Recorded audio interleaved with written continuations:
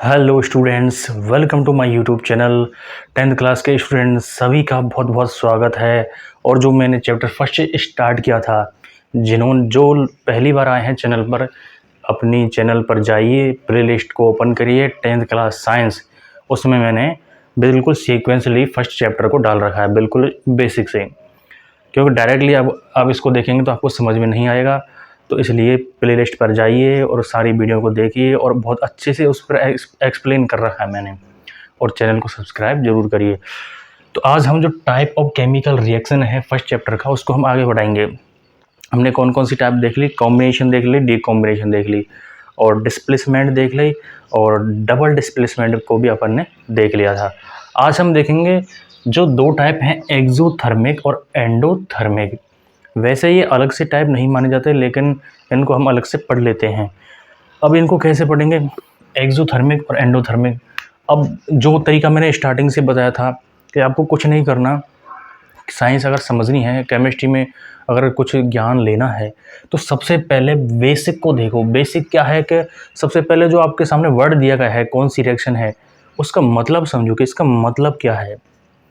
अगर मतलब समझ में आ गया तो रिएक्शन आपको आसानी से समझ में आ जाएगी। और जो सेकंड आपका काम ये है कि आपको उसका एग्जाम्पल आना चाहिए।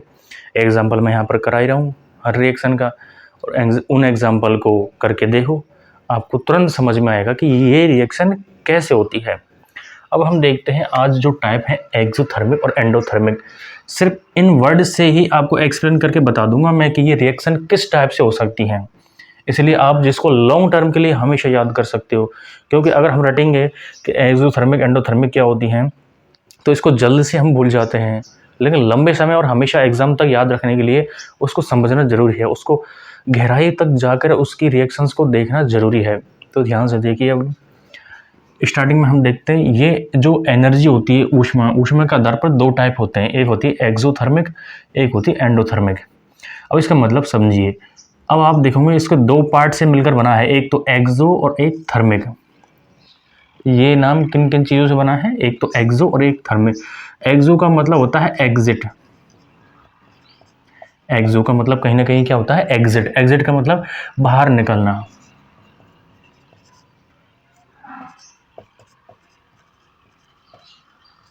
यहां तक आया समझ में। एक्सोथर्मिक में एग्जिट, एक्सो का मतलब होता है एग्जिट, एग्जिट का मतलब होता है बाहर निकलना। मतलब इसमें कुछ ना कुछ चीज़ बाहर निकलेगी, कुछ ना कुछ चीज़ रिलीज होगी उस रिएक्शन में।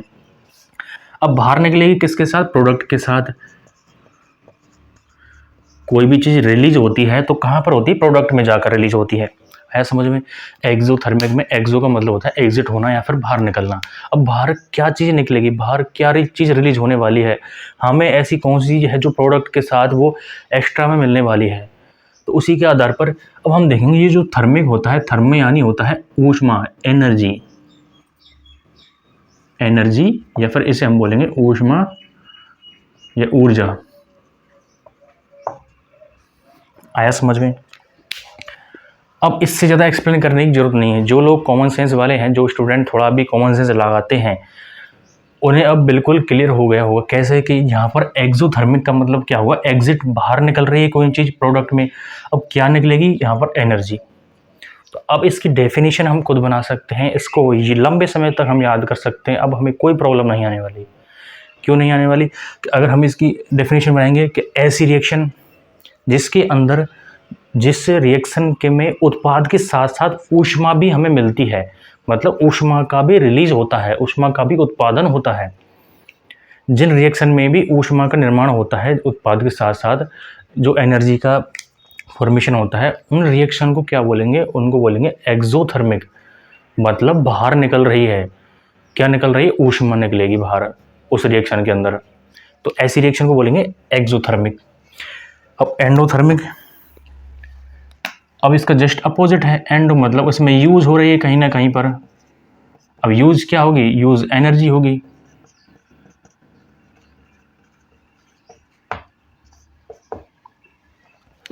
अब इसका जस्ट अपोजिट होता है एंडोथर्मिक। एंडोथर्मिक रिएक्शन क्या होती है, वही थर्मिक में यानी होता है, वही एनर्जी होगा। और एंडो यानी मतलब इसमें कहीं ना कहीं अंदर ली जा रही है ऊर्जा, उस ऊर्जा का यूज हो रहा है।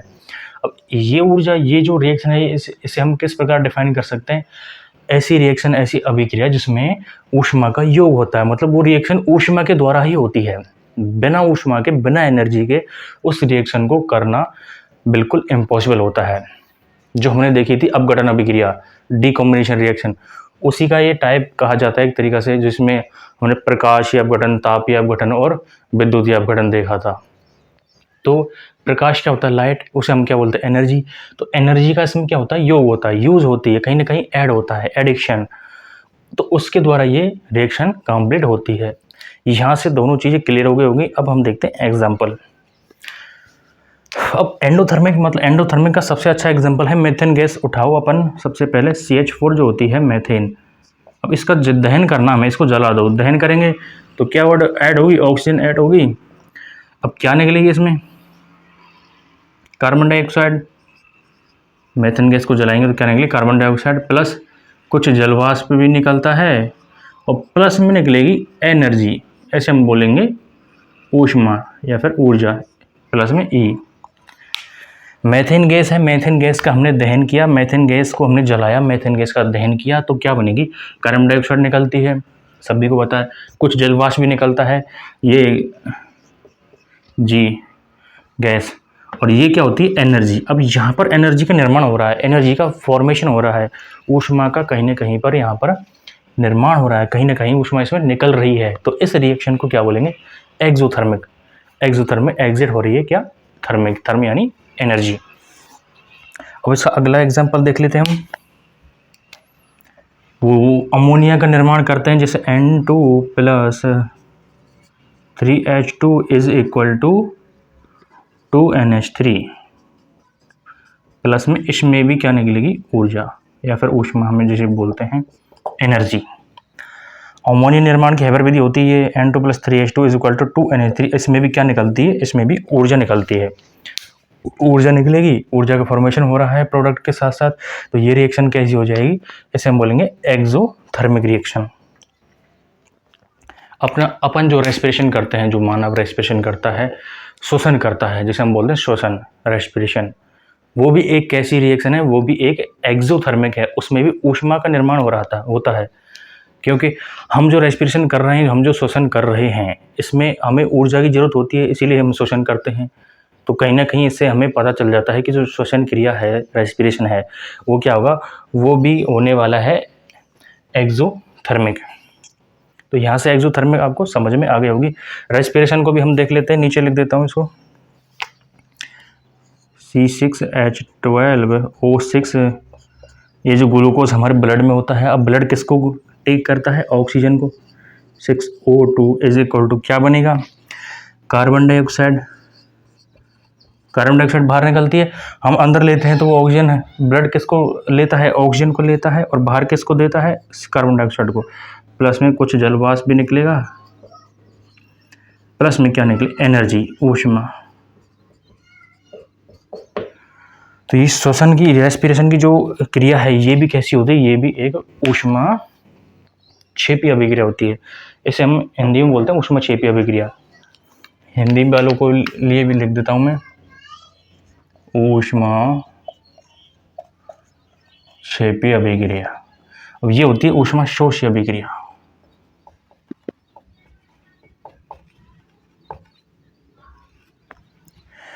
तो नाम से क्लियर है, ऊष्मा क्षेपी, क्षेपी यानी इसका मतलब बाहर निकल रही है इसमें कहीं ना कहीं एनर्जी। और ऊष्मा शोषी, अब ये बिल्कुल इसका अपोजिट है, ऊष्मा का ऐड हो रहा है कहीं ना कहीं पर, इसमें एनर्जी, उस रिएक्शन को करवाने के लिए एनर्जी का कहीं ना कहीं यूज़ होती है। अब कैसे यूज़ होती है? फॉर एग्जांपल देखते हैं हम, सिल्वर क्लोराइड का हम एग्जांपल ले लेते हैं, 2AgCl। अब इसमें किसकी जरूरत है? इसमें होगी ऊष्मा, एनर्जी, जिसे हम बोलते हैं प्रकाश ऊर्जा, सनलाइट, प्रकाश ऊर्जा। क्या बनेगा? सिल्वर अलग हो जाएगा, प्लस क्लोराइड। आया समझ में? जो हमने डीकॉम्बिनेशन रिएक्शन देखी थी, उसी का एक एग्जांपल है ये। अब सिल्वर ब्रोमाइड ले लीजिए, AgBr। इसमें भी किसकी जरूरत होती है? ऊष्मा की, एनर्जी की। क्या बनेगा? Ag अलग हो जाएगा, सिल्वर, प्लस में ब्रोमाइड Br2 अलग हो जाएगा। तो एंडोथर्मिक मतलब ऊष्मा क्षेपी, उसमें ऊष्मा का कहीं ना कहीं योग होता है। ये ऊष्माशोषी होती है, ऊष्माशोषी अभिक्रिया। इसका मतलब इसमें ऊष्मा का कहीं ना कहीं शोषण होता है, तो ऊष्मा के द्वारा ही ये रिएक्शन कंप्लीट कराई जाती है। इसे हम अपघटन अभिक्रिया भी बोलते हैं पहले। तो अभी मैंने क्या समझाया, एक्सोथर्मिक और एंडोथर्मिक, ये दो टाइप हैं। ऊष्मा के आधार पर रिएक्शन दो टाइप की होती हैं, ऊष्माक्षेपी और ऊष्माशोषी। दोनों आसानी से समझ में आ गए होंगे। अब हम देखते हैं अगले रिएक्शन।